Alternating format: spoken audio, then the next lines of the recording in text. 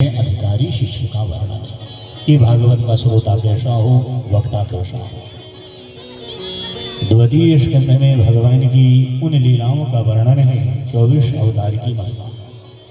तीसरे स्कंध में विदुर जी की कथा है, मैत्रेय मिलन की कथा है। चौथे स्कंध में 4 पुरुषार्थ की कथा है, ध्रुव चरित्र का वर्णन है। पांचवें स्कंध में भूगोल खगोल का वर्णन है। छठवें स्कंध में अजामिल ब्राह्मण और नरकों का वर्णन है। सातवें स्कंध में मिश्र वासना, सदवासना, असदवासना का वर्णन है। आठवें स्कंध में महाराज मनवंतरों की कथा है, गजग्राह की कथा, समुद्र मंथन, राजा बलिए, ऐसे भगवान की दिव्य कथा है। दशम स्कंद भगवान का हृदय बताया। सबसे बड़ा भागवत में 10वां स्कंद बहुत बृहद है। दशम स्कंद भगवान का हृदय बताया। भगवान की जन्म है, भगवान की लीलाएं हैं। पूर्वार्ध उत्तरार्ध 2 चरित्र इसमें होते हैं। एकादश अध्याय स्कंद जो है इसमें भगवान की वैराग्य लीला का वर्णन है और 12वें में स्कंद में कलयुग का महात्मा।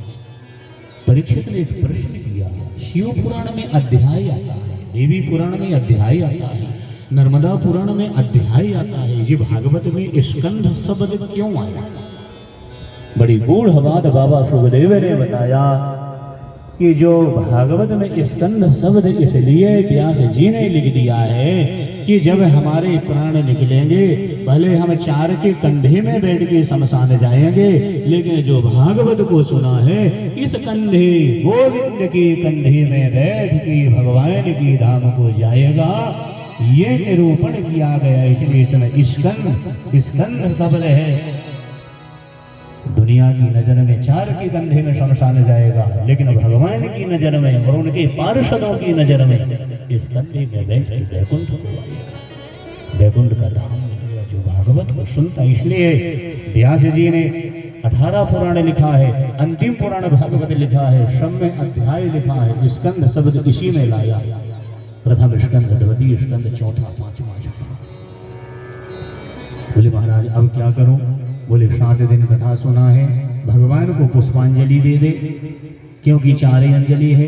नदी नहाने जाए तो कितनी जल्दी हो, नहा के नदी तालाब यदि नहाया है, घर में स्नान जैसा लगे कर ले, वैसे विधान है स्नान का। भगवत ने कहा है घर में स्नान करे। अपने स्नान गृह में बैठे तो पहले बाएं कंधा भींगना चाहिए, फिर दाएं कंधा भी। 1 लोटा जल 1 डिब्बा बाएं कंधे में डाले, 1 दाहिने में डाले, तीसरा लोटा या डिब्बा का जल यहाँ डाले, तब स्नान की महिमा बनती। फिर जैसा लगे वैसा। और नदी नहावे तो जहाँ से नदी बहती आ रही है उसी तरफ हमारा मुंह होए, स्नान करे, ऐसी मुद्रा बना लेवे। जी अंजलि 3 अंजलि जल दे, देव गणाय नमः, ऋषि गणाय नमः, पितर गणाय नमः, तब नदी स्नान का फल। त्वरितम ना गम्यते, जल्दी भगने की वहां से कोशिश ना करे। तो नदी स्नान में जलांजलि, भगवान की पूजा में पुष्पांजलि, मृतक प्राणी की तिलांजलि, महापुरुषों की श्रद्धांजलि। इतने दिन तूने कथा सुना है, पुष्पांजलि ले। पुष्प जब भी भगवान को पुष्प चढ़ावे मन बिल्कुल शांत रहे। काहे भैया पुष्प चढ़ा के तो हम चले जाएंगे, घर भर जाएंगे। पूजा घर में भगवान और पुष्प का ही बैठना होता है, बस बाकी सब चले जाएंगे। पुजारी है, मंदिर बंद करके समय अनुसार वो भी घर चले जाएंगे। पूजा घर है, दरवाजा लगा देंगे, पर्दा लगा देंगे। भगवान के साथ कौन रहेगा? कोई नहीं। वही चढ़ा पुष्प रहेगा और भगवान रहेंगे। इन दोनों की प्रगाढ़ मित्रता रहती है। इसलिए पुष्प चढ़ाते समय जो जो लगे उस पुष्प को बता के भगवान के चरणन में रख दो। समय पाके वह पुष्प भगवान को खबर दे। बड़ी पुष्पांजलि हाथ में लिया है और श्री सुखदेव जी ने भगवान का स्मरण किया है। पुष्पांजलि छोड़ा गया, उसी समय यहाँ वहाँ हाथ नहीं गया। कोई कीड़े वाले पुष्प में हाथ चला गया। इतने पुष्प है, जामे कीड़ा बैठा है, वही को उठा के इतना सा कीड़ा वाला पुष्प उठा के चढ़ा दिया। और जैसे ही पुष्प चढ़ाया, कीड़ा रूप छोड़ के काला नाग बना है, आया है, डसा है। राजा के प्राण पखेरु उड़ गए हैं, शरीर बैठा रहा, दग्ध हो गया, नीला हो गया, जहर की ज्वाला चढ़ गई, हाहाकार होने लगा। सुखदेव जी ने पोथी को बांधा है, उत्तर दिशा को रवाना हुए हैं। ऋषियों का समुदाय, देव समुदाय सब जय जयकार करते हुए प्रणाम करे हैं। हसना नगरी में खबर पहुंचाई गई है कि राजा परीक्षित का देहांत हो चुका है, उनका बेटा आए अग्नि क्रिया करेगा। नाम जन्मेजय है, पुत्र आया है, अग्नि संस्कार किया है, घर गया, बाल हट बड़ी खराब होती है।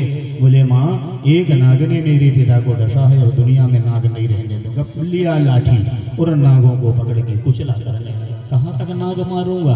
एक हवन का कुंड बनाया, 4 ब्राह्मणों को बिठाया और बोले सर्पा शक्र यज्ञ करिए, मंत्र पढ़िए, सांप आएंगे, हवन की शुरुआत में बैठेंगे, गिरते जाएंगे, हवन में मरते जाएंगे, झुलस जाएंगे।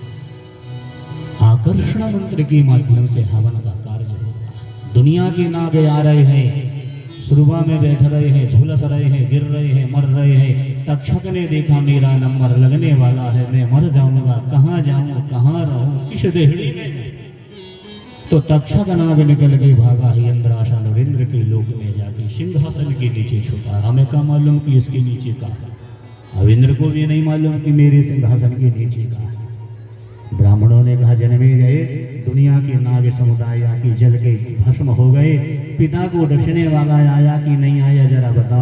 तो ब्राह्मणों ने ज्ञान से देखा, बोले तेरे पिता को डसने वाला नाग नहीं आया। बोले कहाँ छुपा है बुलाओ, जो ध्यान लगाए। बोले महाराज इंद्र की आसन के नीचे छुपा, लग रहा है इंद्र शरण दिया होगा। तो बोले इंद्र को भी बुला लो, गेहूं पिसते घुन पिस जाए रे। जो ही मंत्र पढ़े हैं तो इंद्र भी पछाड़ खा के गिर गया और नाग भी गिर गया। इंद्र ने कहा अरे अरे अरे मैं कहाँ जा रहा हूँ? ऐसी विपत्ति के समय गुरु की शरण। अज्ञान निदान गुरु बाबा को याद किया, गुरुदेव गुरुदेव गुरुदेव गुरु बाबा। इसलिए तो जीवन में गुरु बनाना अनिवार्य। समाधान की डायरी गुरु की शरण। गुरु का स्मरण किया है, बृहस्पति बाबा सामने प्रकट हो गई। क्या इच्छा? बोले महाराज मैं अपने आप कहाँ खींचे जा रहा हूँ, चुंबक जैसे घिसट रहा। गुरु तो सब जानते हैं, कुछ जाने ना जाने 3 चीज गुरु जानेंगे। हाथ में क्या लिखा है, हृदय में क्या छुपा है, माथे में क्या छुपा है, गुरु जाने। रोक यहाँ स्थिति परिस्थिति जन्मेजय की यज्ञ की है। एक काम कर, मैं राह दिखा दे रहा हूँ, शिष्य है मेरा। बोले कौन सा राह? बोले आस्तिक जी को याद कर ले, तेरे प्राण की रक्षा हो जाएगी। बोले आस्तिक कौन है? बोले सवाल मत कर, याद करने मर जाएगा, बाद में पूछ लेना कि आस्तिक कौन है। नहीं नहीं नहीं, पहले बताइए, जानकारी। बोले जल्दी से बता दूं, सुन ले। नाग है, नागों के घर में एक ही बहन है, नाम मनसा है। मनसा का विवाह जरद कारू मुनि से होता है और वह नाग कन्या जब विवाह की गई, पति के पास गई, गर्भवती हो गई। पति ने कोई कारणों से त्याग दिया, नागों के घर में आ गई, गर्भवती है, 9वां महीना चल रहा, प्रसव की पीड़ा हो रही है। नागों ने होड़ लगा लिया, कोई नाग कहे कन्या होगी, कोई नाग कहे पुत्र होगा। वासुकी नाग ने कहा पुत्र होगा, तो आकाशवाणी हो गई, अस्तु अस्तु अस्तु, हाँ हाँ पुत्र होगा। और एक क्षण में पुत्र जन्म ले लिया। तो अस्तु शब्द को सुन करके सब नागों ने अपने धनेंद्र का नाम आस्तिक रख दिया। किसका नाम? आस्तिक। सुन ले? बोले हाँ महाराज, जल्दी पुकार। बोले जल्दी पुकार, नहीं मर जाएगा, अग्नि में गिर के या मरने वाला है। जल्दी से आस्तिक जी आस्तिक जी आस्तिक जी, जो नाम लिए तो आस्तिक मुनि प्रकट हो गए। बोले महाराज हमारी रक्षा कर दो। आस्तिक जी ने कहा यहीं खड़े रहना, हम जा रहे हैं। आस्तिक जी आए, बोले जन्मेजय मैं तुझे वरदान दे रहा हूँ कि तेरे नाम से आज से सर्प जाति भयभीत हो जाएगी, यज्ञ करना यहीं रोक दे। बोले जन्मेजय की शान, आस्तिक की आन। इतना कह के जो कहा नहीं, यज्ञ वहीं विराम हो जाता है। उनके प्राणों की रक्षा हो गई और वहां से चले गए हैं। तो जन्मेजय के नाम लेने से, आस्तिक जी के नाम लेने से सदैव सुरक्षा हमारे घर परिवार में बनी रहती है। इस प्रकार से जन्मेजय यज्ञ को विश्रांत किया है। सब अपने धाम को गए हैं और प्यारे बंधुओं बड़े भक्ति और भाव के साथ में सुखदेव जी महाराज की जापोथी कृष्णमय हो गई और 3 बार दुनिया में भागवत परोसी गई। भक्ति ज्ञान वैराग्य के लिए, प्रेतात्मा धंधकारी के लिए, परीक्षित के लिए, और 4थी बार हमारे दुनिया में आ गई जो ये भागवत की पावन कथा सुनाई जा रही है। यह कथा को जो सुन लेते हैं उनकी बात ठाकुर जी सुन लेते हैं और मन की इच्छा को पूर्ण कर देते हैं। कलयुग में कल्प वृक्ष के समान यह भागवत की महिमा को बताएंगे। धन्यवाद अग्रवाल परिवार अपने माता पिता के निमित्त यह कथा का आयोजन की कराए। 14 साल हो गए भैया को गुरु दीक्षा लिए। बड़ी प्रबल इच्छा थी कि गुरु महाराज आए